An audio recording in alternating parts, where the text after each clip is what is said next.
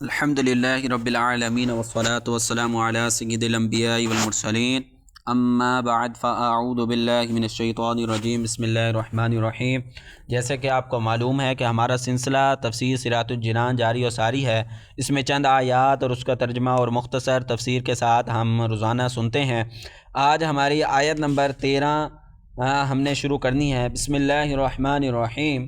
وَإِذَا قِيلَ لَهُمْ آمِنُوا كَمَا آمَنَ النَّاسُ قَالُوا أَنُؤْمِنُ كَمَا آمَنَ السُّفَهَاءُ أَلَا إِنَّهُمْ هُمُ السُّفَهَاءُ وَلَكِنْ لَا يَعْلَمُونَ۔ ترجمہ کنز العرفان۔ اور جب ان سے کہا جائے کہ تم اسی طرح ایمان لاؤ جیسے اور لوگ ایمان لائے تو کہتے ہیں کیا ہم بے وقوفوں کی طرح ایمان لائیں؟ سن لو بے شک یہی لوگ بے وقوف ہیں مگر یہ جانتے نہیں۔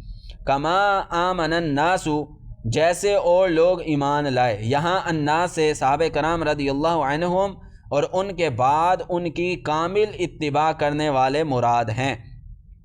نجات والے کون ہیں؟ اس آیت میں بزرگان دین کی طرح ایمان لانے کے حکم سے معلوم ہوا کہ ان کی پیروی کرنے والے نجات والے ہیں اور ان کے راستے سے ہٹنے والے منافقین کے راستے پر ہیں۔ اور یہ بھی معلوم ہوا کہ ان بزرگوں پر طعن و تشنیع کرنے والے بہت پہلے سے چلتے آ رہے ہیں۔ اس آیت کی روشنی میں صحابہ کرام، صحابہ و ائمہ اور بزرگان دین رحمۃ اللہ تعالی علیہم کے متعلق اپنا طرز عمل دیکھ کر ہر کوئی اپنا راستہ سمجھ سکتا ہے کہ صحابہ کے راستے پر ہے یا منافقوں کے راستے پر ہے۔ نیز علماء، صلحاء اور دیندار لوگوں کو چاہیے کہ وہ لوگوں کی بد زبانیوں سے بہت رنجیدہ نہ ہوں بلکہ سمجھ لیں کہ یہ اہل باطل کا قدیم دستور ہے۔ نیز دینداروں کو بے وقوف خیالات والا کہنے والے خود بے وقوف ہیں۔ صحابہ کرام کی بارگاہ الہی میں مقبولیت۔ اس آیت سے یہ بھی معلوم ہوا کہ تاجدار رسالت صلی اللہ علیہ وآلہ وسلم کے صحابہ کرام اللہ تعالیٰ کی بارگاہ کے ایسے مقبول بندے ہیں کہ ان کی گستاخی کرنے والوں کو اللہ تعالیٰ نے خود جواب دیا ہے۔ صحابہ کرام رضی اللہ عنہم کے بارے میں حضرت ابو سعید خدری رضی اللہ تعالیٰ عنہ سے روایت ہے، حضور تاجدار مدینہ صلی اللہ تعالیٰ علیہ وآلہ وسلم نے ارشاد فرمایا، میرے صحابہ کو گالی گلوچ نہ کرو، ان کا مقام تو یہ ہے کہ اگر تم میں سے کوئی احد پہاڑ کے برابر سونا اللہ کی راہ میں خرچ کرے تو اس کا ثواب میرے کسی صحابی کے ایک مد، ایک چھوٹی سی مقدار ہوتی ہے، ایک مد بلکہ آدھا مد خرچ کرنے کے برابر بھی نہیں ہو سکتا۔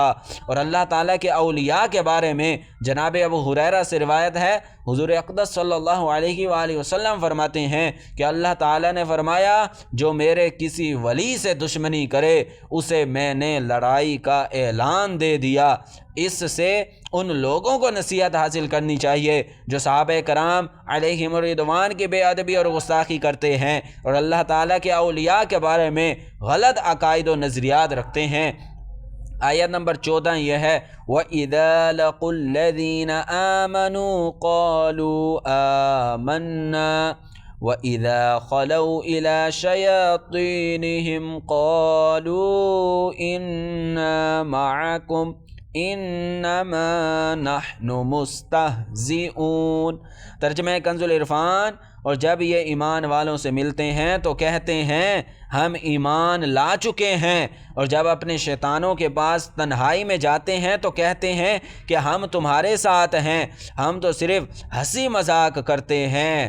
وَإِذَا لَقُوا الَّذِينَ آمَنُوا، اور جب یہ ایمان والوں سے ملتے ہیں، منافقین کا مسلمانوں کو بے وقوف کہنا اور کفار سے اظہار یکجہتی کرنا اپنی نجی محفلوں میں تھا، جبکہ مسلمانوں سے تو وہ یہی کہتے تھے کہ ہم مخلص مومن ہیں۔ اسی طرح آج کل کے گمراہ لوگ مسلمانوں سے اپنے فاسد خیالات کو چھپاتے ہیں، مگر اللہ تعالیٰ ان کی کتابوں اور تحریروں سے ان کے راز فاش کر دیتا ہے۔ رسول کریم صلی اللہ علیہ وآلہ وسلم نے ارشاد فرمایا، ایاکم و ایاہم لا یضلونکم ولا یفتنونکم۔ ارشاد فرمایا، ان سے دور رہو اور انہیں اپنے سے دور کرو، کہیں وہ تمہیں گمراہ نہ کر دیں، کہیں وہ تمہیں فتنے میں نہ ڈال دیں۔ اللہ اکبر۔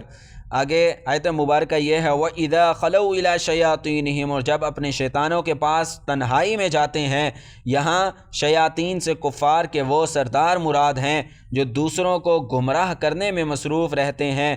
منافق جب ان سے ملتے ہیں تو کہتے ہیں ہم تمہارے ساتھ ہیں، اور مسلمانوں سے ملنا محض استہزاء کے طور پر ہے، اور ہم ان سے اس لیے ملتے ہیں تاکہ ان کے راز معلوم ہوں اور ان میں فساد انگیزی کے مواقع ملیں۔ اس سے معلوم ہوا جس طرح جنات میں شیاطین ہوتے ہیں، اسی طرح انسانوں میں بھی شیاطین ہوتے ہیں۔ اگلی آیت کا جز یہ ہے، انما نحن مستہزئون، ہم تو صرف ہنسی مذاق کرتے ہیں۔ منافقین صحابہ کرام رضی اللہ تعالی عنہم کے سامنے ان کی تعریفیں کرتے اور بعد میں ان کا مذاق اڑاتے تھے۔ اسی بات کو بیان کرنے کے لیے یہ آیت مبارکہ نازل ہوئی۔ صحابہ کرام اور علماء دین کا مذاق اڑانے کا حکم، اس آیت سے معلوم ہوا کہ صحابہ کرام رضی اللہ عنہم اور پیشوا یعنی دین کا مذاق اڑانا منافقوں کا کام ہے۔ آج کل بھی ایسے لوگوں کی کمی نہیں جو اپنی مجلسوں اور مخصوص لوگوں میں علماء اور صلحاء اور دینداروں کا مذاق اڑاتے ہیں اور ان پر بھبتیاں کستے ہیں، اور جب ان کے سامنے آتے ہیں تو منافقت سے بھرپور ہو کر خوشامد اور چاپلوسی کرتے ہیں اور تعریفوں کے پل باندھتے ہیں۔ یوں ہی ایسے لوگوں کی بھی کمی نہیں جنہیں مذہب اور مذہبی نام سے نفرت ہے، اور مذہبی حلیہ اور وضاقطع دیکھ کر ان کی طبیعت خراب ہو جاتی ہے۔ اللہ تعالیٰ ان لوگوں کو ہدایت عطا فرمائے۔ یاد رہے کہ انبیاء کرام علیہم السلام اور دین کا مذاق اڑانا کفر ہے۔ یوں ہی صحابہ کرام رضی اللہ عنہم کی بے ادبی گمراہی ہے، اسی طرح علم کی وجہ سے علماء دین کا مذاق اڑانا کفر ہے، ورنہ حرام ہے۔ اللہ اکبر۔